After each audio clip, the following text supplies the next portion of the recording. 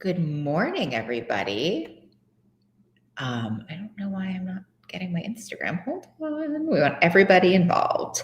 Anyway, good morning, everybody. It is the 8 a.m. Close the Kitchen. I'm Molly Carmel. I'm fiercely voted to your freedom. I mean, talk about where my mind is today. Fiercely voted to your freedom. Go vote. Anyway, I was going to talk about the scale because that is what we've been talking about all week. But good morning, everybody. Gosh, it's a live crowd this morning. But, I had a different thought. And if you know me, honesty is the name of my game. And so I thought I should really talk about what's going on here. Hey, Brittany. Hey, Lori. Hey, Jeannie. So here's the deal. I was in a coaching session with one of my clients on, I don't know, Monday or Tuesday, who even knows what day of the week it is. And she was telling me the most interesting story. I mean, I think mostly everything my clients tell me is incredibly interesting, but she was saying how she had this really, really long work week. It's just 2 really insane days of work. And this is what she said to me. She said, well, I'm pretty sure the only way that I can get through these 2 days is to binge, is just to like have a bunch of sugar. And like, that's how I'm going to like barrel through these 2 days. And I said to her, maybe there's like another alternative that we can help find you that isn't harming yourself with food. And perhaps what we have to do is dig a little deeper, to sort of understand what's happening here for you. And, when we dug deeper, we really saw that she was pushing her limits, and listen, I understand that there are times in which life gets so lifey and there's really not another alternative for us to go about, and we have to really push through, and then a lot of times when that happens, we are binging at the end of it. Ooh, good morning, Shira. We're binging at the end of it, and so that is the tricky piece. So what her and I were able to do was create a way to talk to her boss and have a few breaks during her day and limit her hours. Now, that is not possible for everybody, but it is possible to try to do that. And it is possible to say no to other things if you have really, really big work things or life things going on. I've sat with a lot of people and chained a lot of self-harm with food. And so often the self-harm with food comes from like not setting limits, like not saying what you need. And then we turn to the food. So that's going to be something we talk about like till the end of days here at Molly Carmel, because it's just like the most important thing. And we have so many of us, myself included, have such a hard time setting boundaries, like overcommit to what we're capable of doing, have a hard time pushing back.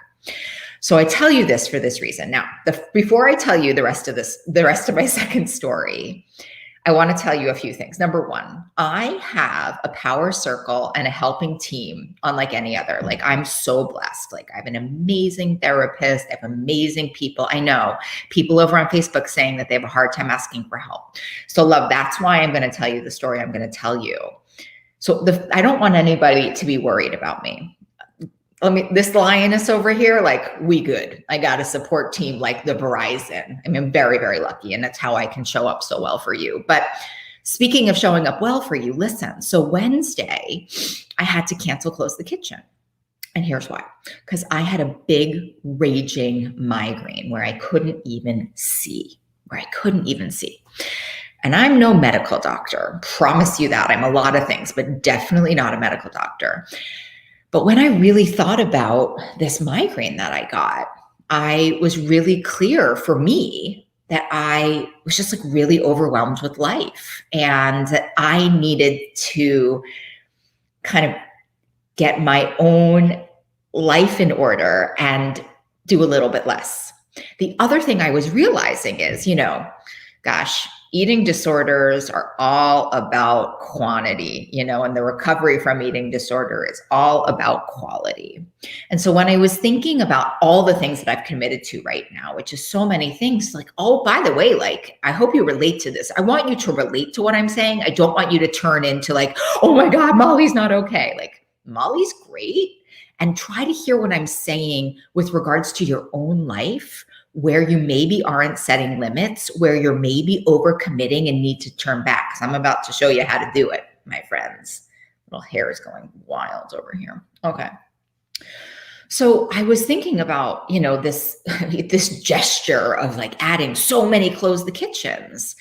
And as I was thinking about it, like for me, like I was wrong and I overcommitted to it. And I love Close the Kitchen so much, but what I'm noticing is that I'm kind of rushing through it, whatever.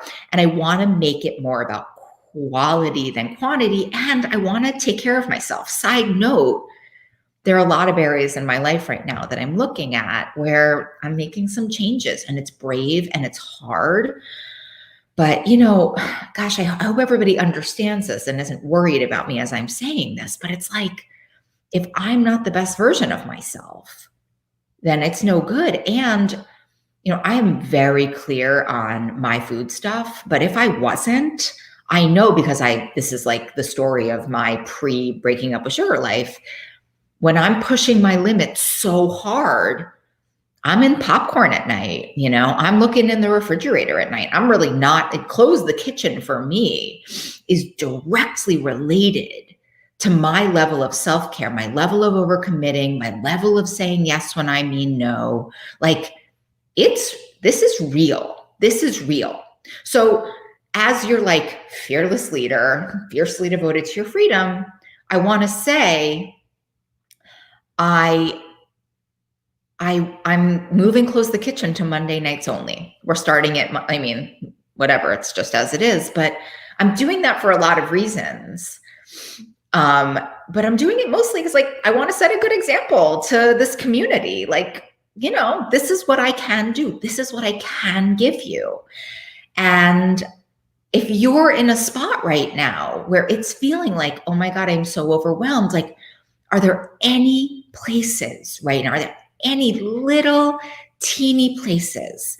Even a 5-degree shift makes a difference. Cause like even me, like I'm just shifting 20 minutes a week, right? Like, but it means something to me. It's like, it's a statement to myself. It's a statement to my heart. It's a statement to my energy. Like, I care about you. I'm making little teeny changes wherever I can. Teeny. And I'm talking, you guys, like I'm talking like 10 minutes here, because here's what I know. Like, this is what I say about exercise, right? Like 2 minutes of exercise leads to 10 minutes leads to, it's like we always think when we're this overwhelmed, or at least I do. I think when I'm this overwhelmed, like, oh my God, there's no way. There's nothing's changeable. Like this is the rest of my life. And it's just not true. There's 3 minutes, there's 5 minutes, Marsha Linehan, Tara Brach, all of my favorite Buddhist teachers, and I think Thich Nhat Hanh as well talks about even when he's Thich Nhat Hanh talks about even when he's opening a door, he takes a little vacation. But I'm not talking about that. I'm really talking about making brave changes in your life, asking your spouse to make dinner one night, asking, a friend if they can. I don't know if we can do this in COVID, but do you know what I mean? You know what I mean? Just asking for help, saying no to a couple of things, even if you think it's going to hurt people. In my experience, like when we're not able to show up present and whole, it hurts people, right? And I don't know if you're like me, but when I get really crispy and too exhausted, I'm not even a nice version of myself. And so people suffer in that way too. And it's something to think about. So we are going to talk about boundaries and limits. In DBT, we use, thank you, #brave changes. I'm obsessed with that. It's over on Facebook. That's the hashtag. But I really want you to sit and think about this. It is an overwhelming time, my loves. And I am all about showing up, being of service, being helpful to other people. Nobody believes that more than me. And yet, like everything else, it's like we go all the way, burn ourselves out, then we're angry, we're not doing it usefully. I say we, but I mean me. So is this middle path? The middle path is, where can I show up? Where can I be whole? And then where do I have to say no in order to do that? And I'm not talking about big drastic changes, because like you, I can't really do that either. And I have two big businesses, a family, a big light, like all this stuff. So I have to find small areas where I can make changes. And that is my act of self-love to myself. That is my act of self-love. I'm like, Molly, I'm showing up for you, girl. I'm going to help you to manage your energy wherever I can. So that is my close the kitchen for today. Let me tell you something. If you're having problems closing the kitchen, and there's somebody over on Facebook that's saying, I'm having a hard time on day one. If you're having a hard time on day one, number one, get yourself a power circle, start talking to people who have the same problem. We have a beautiful Facebook community that does that. But number two, look at your energy, because so often we're turning to food when we need to be turning to making small changes in our life. The nurturing and the nourishment needs to come from within, from your power circle, from things that don't hurt you back. Anyway, it's snowing here. God, did that happen fast. I'm sending you so much love. Thank you so much for your beautiful comments already. I want to hear about how you're going to make changes in your life. I love you. If someone hasn't told you they love you today, first of all, it's only 8:11, or in Pacific, it's 5:11. So it might happen, but I love you so much. Sending all the love. Bye, guys.